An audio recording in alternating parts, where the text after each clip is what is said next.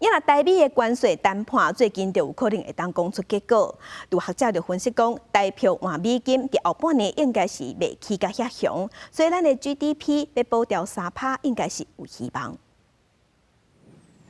以色列伊朗战争局势多变化，台湾时间透早6点是传出停火的消息，市场受到鼓舞，二是台股早盘是开悬，收盘伫22188点起456点，代表收伫29.536块，升达1.98角。国际油价嘛影响国内的物价，暂时解读警报。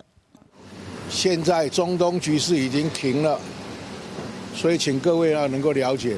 油价应该不会上涨。另外，台经院是公布上新景气动向的调查，5月制造业、服务业和营建业营业气候的测验点拢是落落来的趋势。制造业已经连续落4个月，服务业和营建业是连续5个月走弱。7月9号，我认为不会有明确结果，有可能像你讲的10%再往上修。从4月9号到现在，他们关税也收了不少哦，比如说今年大概比去年同期增加46%。哦，确实关税增加，他们财政收入有帮助哦，但是确实也可能对于刚刚我们孙主任提到